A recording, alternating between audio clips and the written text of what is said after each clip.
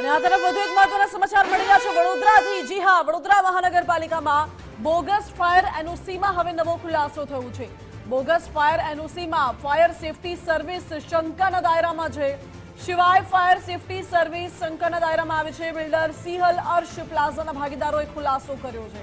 સિવાય fire safety સર્વિસને contract આપવામાં આવ્યો હતો અને સર્વિસમાંથી જયેશ મકવાણાએ ઇન્સ્ટોલેશન કર્યું હતું। જયેશ મકવાણાએ વોટ્સએપ પર નકલી એનઓસી આપી હતી। સિવાય ફાયર સેફટી સર્વિસ ક્યાંની છે તેનો પણ ઉલ્લેખ હજુ નથી કરવામાં આવ્યો, પરંતુ હવે આ एजेंसी અત્યારે શંકાના દાયરામાં છે।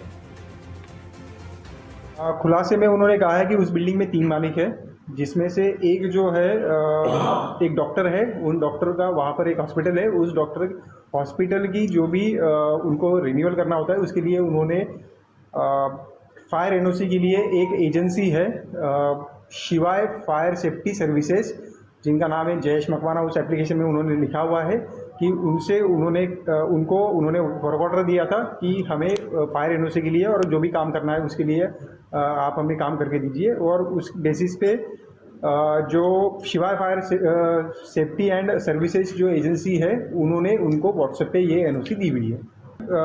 वो जो एनओसी है उसके ऊपर में पूर्व इंचार्ज चीफ फायर ऑफिसर के साइन है और उनके बाद के जो पूर्व इंचार्ज चीफ फायर ऑफिसर है उनका नाम है। तो उससे साइन और नाम जो है उसमें कॉन्ट्रडिक्टरी लग रही है, इसलिए हमें वो लगा कि ये मामला फोर्जरी का है। इसलिए हम लोग अभी पुलिस के पास में उसकी कंप्लेंट की हुई है।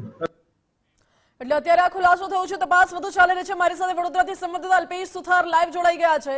અલ્પેશ, એક એજન્સી શંકાના દાયરામાં છે અને તપાસ ચાલી રહી છે, શું છે અપડેટ્સ?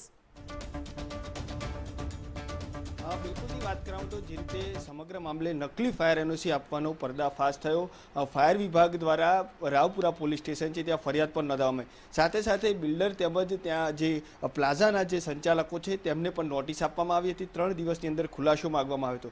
મહત્વની વાત અહીંયા છે કે જે રીતે અર્શ પ્લાઝાના જે સંચાલકો છે, જે બિલ્ડર છે, તેમના દ્વારા આખો આ જે ફાયર એનઓસીનો કોન્ટ્રાક્ટ છે તે શિવાલય એજન્સી છે તેને આપવામાં આવ્યો હતો અને ત્યારબાદ આખો આ જે મામલો છે તે સામે આવ્યો છે કે ડુપ્લિકેટ ફાયર એનઓસી છે તે તેમના દ્વારા પધરાવવામાં આવી છે।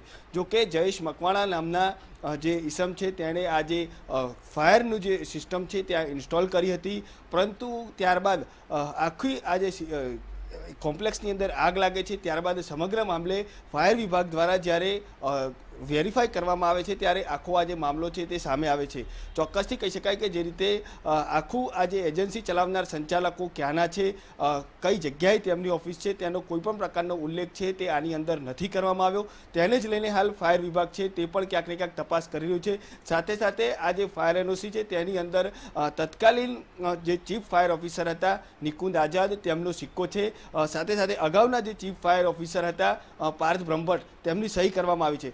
આખો આ જે વિરોધાભાસ સામે આવ્યો તેને જ લઈને ફાયર વિભાગ છે તે એક્શનમાં આવ્યું। આખરે રાવપુરા પોલીસ સ્ટેશને ફરિયાદ પણ નોંધાઈ, ખુલાસો પણ મંગાવવામાં આવ્યો અને આ ખુલાસાની અંદર આ જે એજન્સી છે તે ક્યાંક ને ક્યાંક બોગસ એનઓસી બનાવતી હોય તે પ્રકારનું સાબિત થયું છે। હવે રાવપુરા પોલીસે ફરિયાદ નોંધી છે, તપાસ હાથ ધરી છે, કારણ કે આ તો એક એજન્સીની વાત એક ફાયર એનઓસીની વાત સામે આવી છે। હવે આ જે એજન્સી છે તેણે કેટલી ફાયર એનઓસી આપી છે તે પણ હાલ ચર્ચાનો વિષય બન્યો છે। તેને લઈને હાલ ફાયર વિભાગ દ્વારા પણ અનેક જેવી જે હાઈરાઇઝ બિલ્ડિંગો છે ત્યાં તપાસ શરૂ કરવામાં આવી છે। આ એજન્સી સામે પણ હવે કાયદેસરની કાર્યવાહી થઈ શકે છે। હાલ તો રાવપુરા પોલીસે સમગ્ર મામલે ગુનો નોંધીને વધુ તપાસ હાથ ધરી છે।